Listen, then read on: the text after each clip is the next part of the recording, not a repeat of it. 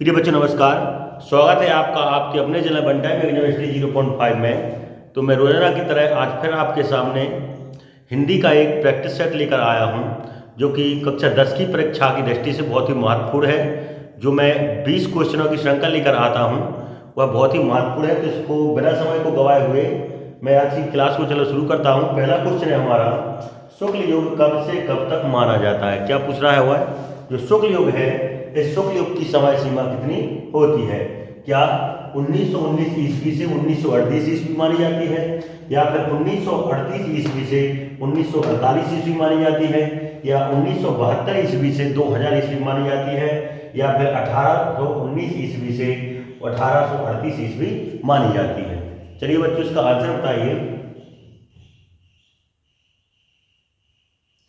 तो बच्चों इनका आंसर हो जाएगा आपका 1919 ईस्वी से 1938 ईस्वी। जो शुक्ल युग की सीमा होती है वो है 1919 ईस्वी से 1938 ईस्वी मानी जाती है। ठीक है बच्चों, इसका आंसर क्या हो जाएगा, ए।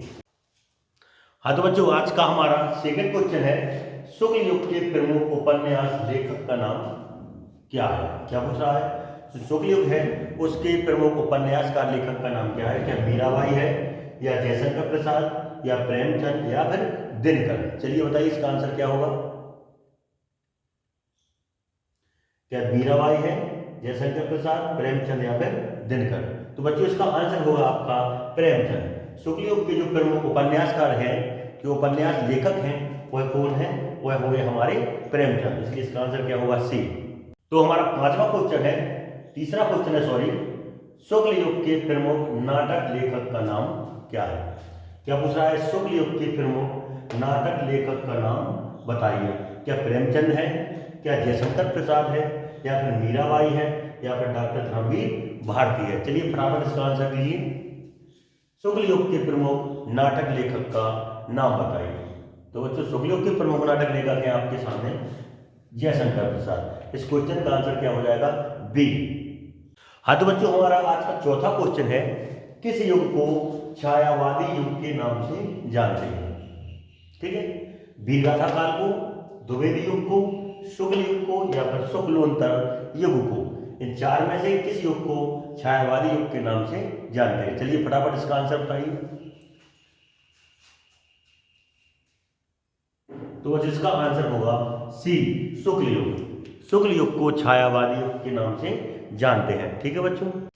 हाँ तो बच्चों आज का हमारा पांचवा क्वेश्चन है, कुटज निम्न में से किसकी रचना है। क्या पूछ रहा है, जो कुटज है वो इन चार लेखकों में से किसकी रचना है। क्या वह प्रेमचंद जी की है, या फिर जयप्रकाश भारती की है, या फिर हजारी प्रसाद द्विवेदी जी की है, या फिर जयशंकर प्रसाद की है। चलिए बच्चों इसका आंसर बताइए। जो कुटज है वो क्या प्रेमचंद की है, या जयप्रकाश भारती की, या जयशंकर प्रसाद की, या फिर हजारी प्रसाद द्विवेदी जी की है। चलिए इसका आंसर बताइए। तो बच्चों इसका आंसर हो जाएगा सी, ऑप्शन नंबर सी हो जाएगा, क्योंकि कुटज जो है हजारी प्रसाद द्विवेदी जी की रचना है।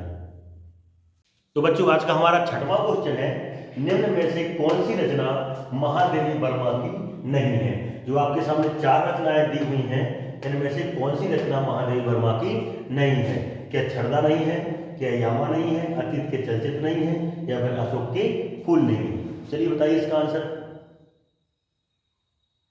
कौन सी रचना महादेवी वर्मा की नहीं है। तो बच्चों इसका आंसर हो जाएगा अशोक के फूल। ठीक है बच्चों, क्योंकि यामा छड़दा भी आपकी महादेवी वर्मा की है, यामा भी महादेवी वर्मा की है, वो अतीत के चलचित्र भी महादेवी वर्मा की है। जो अशोक के फूल है यह आपकी हजारी प्रसाद द्विवेदी जी की रचना है। इसलिए इसका आंसर क्या हो जाएगा, डी। तो आज का हमारा सातवां क्वेश्चन है, निम्न में से गेहूं और गुलाब के लेखक हैं। जो आपके सामने चार लेखक भी दिए हुए हैं, इनमें से गेहूं और गुलाब के लेखक का नाम क्या है। क्या प्रेमचंद है, क्या हजारी प्रसाद द्विवेदी है, या फिर मीराबाई है, या फिर रामवृक्ष बैनीपुरी है। चलिए इसका आंसर जल्दी दीजिए, जल्दी दीजिए इसका आंसर। गेहूं और गुलाब के लेखक कौन है। तो बच्चों इसका आंसर हो जाएगा आपका रामवृक्ष बैनीपुरी। ठीक है बच्चों, प्रेमचंद, हजारी प्रसाद, मीराबाई, तो इसका आंसर हो जाएगा रामवृक्ष बैनीपुरी। बच्चों आज का हमारा आठवां क्वेश्चन है, निम्न में से चलो चांद पर चले के लेखक हैं? क्या प्रेमचंद हैं, क्या हजारी प्रसाद द्विवेदी हैं, या जयप्रकाश भारती हैं, या रामवृक्ष बेनीपुरी हैं? चलो चांद पर चलें, इसके लेखक का नाम हमें बताना है। चलो चांद पर चलें, इसके लेखक का नाम क्या होगा? तो बच्चों इसके लेखक का नाम होगा सी, यानी कि जयप्रकाश भारती। चलो चांद पर चलें के लेखक का नाम है जयप्रकाश भारती। तो बच्चों आज का हमारा 9वां क्वेश्चन है, निम्न में से ठेले पर हिमालय के लेखक हैं। ठीक है बच्चों, निम्न में से ठेले पर हिमालय के लेखक के प्रेमचंद हैं, या फिर धर्मवीर भारती हैं, या जयप्रकाश भारती हैं, या फिर रामवृक्ष बेनीपुरी हैं? चलिए फटाफट इसका आंसर बताइए।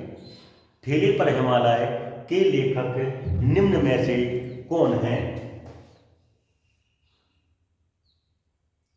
ठेले पर हिमालय, तो बच्चों इसका आंसर हो जाएगा आपका बी, डॉक्टर धर्मवीर भारती ठेले पर हिमालय के लेखक हैं। ठीक है बच्चों, कौन सा हो जाएगा? B option. हाँ तो बच्चों आज का हमारा 10वां क्वेश्चन है, निम्न में से दीपदान के लेखक कौन है? जो दीपदान नामक एकांकी है उसके लेखक क्या प्रेमचंद हैं, या फिर डॉक्टर धर्मवीर भारती हैं, या राम कुमार वर्मा हैं, या फिर रामवृक्ष बेनीपुरी हैं? चलिए फटाफट इसका आंसर दीजिए, दीपदान के लेखक कौन है? दीपदान एकांकी के लेखक कौन है? प्रेमचंद, धर्मवीर भारती, राम कुमार वर्मा, या रामवृक्ष बेनीपुरी? तो बच्चों इसका आंसर हो जाएगा आपका सी, राम कुमार वर्मा जो हैं वह दीपदान एकांकी के लेखक हैं। ठीक है बच्चों, तो बच्चों आज का हमारा 11वां क्वेश्चन है, निम्न में से वियोगी हरि की रचना नहीं है। ठीक है बच्चों, निम्न में से वियोगी हरि की रचना नहीं है। क्या वीर सतसई नहीं है, या फिर वीर हरदौल नहीं है, या फिर विचार वीथी नहीं है, या फिर विश्वधर्म नहीं है? चलिए फटाफट इस क्वेश्चन का आंसर बता दीजिए। वियोगी हरि की रचना निम्न में से कौन सी नहीं है? तो बच्चों इसका आंसर हो जाएगा आपका सी, वियोगी हरि की रचना विचार वीथी नहीं है, क्योंकि यह रचना जो है आपकी रामचंद्र शुक्ल की है। ठीक है बच्चों, किसकी है? विचार वीथी जो है रामचंद्र शुक्ल की है। वीर सतसई, वीर हरदौल और विश्वधर्म जो आप तीनों की तीनों रचनाएं वियोगी हरि की हैं। तो हमारा 12वां क्वेश्चन है, निम्न में से पद्मलाल पुन्नालाल बख्शी की रचना है? जो आपकी 4 रचनाएं दी हुई हैं,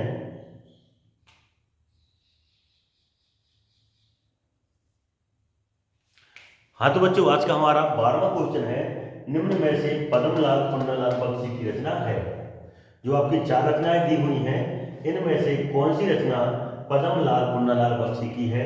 क्या वीर सतसई है, या फिर आपकी पंचपात्र है, या फिर विचार वीथी है, या फिर आपकी विश्वधर्म है? चलिए फटाफट इसका आंसर बताइए।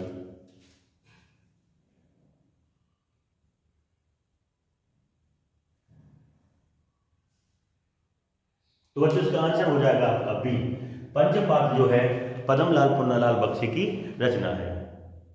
हाँ तो बच्चों आज का हमारा 13वां क्वेश्चन है, निम्न में से द्विवेदी युग की समय सीमा बताइए। द्विवेदी युग की समय सीमा क्या 1900 ईस्वी से 1922 ईस्वी मानी जाती है, या फिर 1919 ईस्वी से 1938 ईस्वी मानी जाती है, या फिर 1938 ईस्वी से 1947 ईस्वी मानी जाती है, या फिर 1947 ईस्वी से अब तक मानी जाती है? चलिए फटाफट इस क्वेश्चन का आंसर दीजिए, द्विवेदी युग की समय सीमा कौन सी है?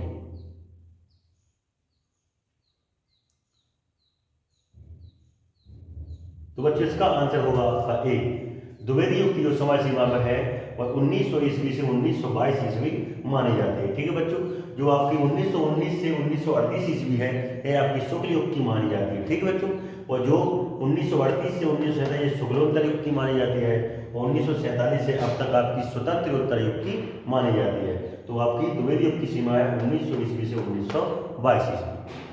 तो बच्चों आज का हमारा 14वां क्वेश्चन है, निम्न में से शुक्ल युग की पत्रिका है? ये 4 पत्रिकाओं के आपके नाम दिए हुए हैं, इनमें से शुक्ल युग की पत्रिका कौन सी है? क्या छाया है, या सम्मेलन, या हंस, या चांद? चलिए फटाफट इस क्वेश्चन का आंसर दीजिए, शुक्ल युग की पत्रिका कौन सी है? शुक्ल युग की पत्रिका निम्न में से कौन सी है? तो बच्चों इसका आंसर हो जाएगा, शुक्ल युग की जो पत्रिका है आपकी हंस है। ठीक है बच्चों, जो छाया है और सम्मेलन और चांद, यह तीनों आपकी द्विवेदी युग की पत्रिकाएं हैं। ठीक है बच्चों, द्विवेदी युग की पत्रिकाएं हैं। जो हंस है आपकी वो शुक्ल युग की है, वो किसके द्वारा लिखी गई है? तो बच्चों नोट करो, यह प्रेमचंद के द्वारा लिखी गई है। ठीक, तो इसका आंसर क्या हो जाएगा बच्चों? सी। हमारा 15वां क्वेश्चन है, निम्न में से शुक्ल युग की पत्रिका नहीं है। अभी उसने पूछी थी शुक्ल युग की पत्रिका कौन सी है, अब यह पूछ रहा है कि शुक्ल युग की पत्रिका नहीं है। क्या हंस नहीं है, क्या चाण नहीं है, या करम्बी नहीं है, या काशी नागरी प्रचारणी नहीं है? चलिए इस क्वेश्चन का आंसर दीजिए। शुक्ल युग की पत्रिका नहीं है। शुक्ल युग की पत्रिका नहीं है, तो बच्चों इसका आंसर हो जाएगा, हमने अभी बताया था चांद। चांद जो है आपकी किसकी? द्विवेदी युग की पत्रिका है। बल्कि हंस, करमवीर और काशी नागरी प्रचारणी जो पत्रिका है वह आपकी शुक्ल युग की होगी। तो इसका आंसर क्या हो जाएगा? बी। आज का हमारा 16वां क्वेश्चन है, निम्न में से जामुन का तत्सम होगा। यह तत्सम तद्भव से लिया है मैंने क्वेश्चन। जामुन का तत्सम क्या होता है? क्या जामुन होता है, या जम्बू होता है, या जांग होता है, या जामुना होता है? चलिए बच्चों इसका आंसर फटाफट दीजिए। जामुन का तत्सम क्या होता है? तो बच्चों जामुन का तत्सम जो होता है वह क्या होता है? जम्बू। ठीक है बच्चों, इसका आंसर आपका क्या? बी निकल कर आ जाएगा। तो बच्चों आज का हमारा 7वां क्वेश्चन है, निम्न में से परख किसका तत्सम होगा? क्या पूछ रहा है? निम्न में से परख किसका तत्सम होगा? क्या वह पीपल का होगा, या फिर पत्ता का होगा, या परीक्षा का होगा, या फिर पलंग का होगा? चलिए बच्चों इसका आंसर फटाफट दीजिए। परख जो है किसका तत्सम है? तो बच्चों इसका आंसर हो जाएगा आपका, परख जो है परीक्षा का तत्सम रूप होता है। तो इसका आंसर क्या हो जाएगा आपका? सी। तो आज का हमारा 18वां क्वेश्चन है, निम्न में से कामदेव का पर्यायवाची है। इसमें हमें कामदेव का पर्यायवाची बताना है कि कामदेव का प्रभु होता है, या अखिलेश होता है, या मनोज होता है, या फिर सरोज होता है? चलिए इस क्वेश्चन का आंसर बताइए। कामदेव का पर्यायवाची निम्न में से कौन सा है? क्या प्रभु है, क्या अखिलेश है, क्या मनोज है, या फिर सरोज है? तो बच्चों इसका आंसर हो जाएगा आपका सी। मनोज जो है यह कामदेव का पर्यायवाची होता है।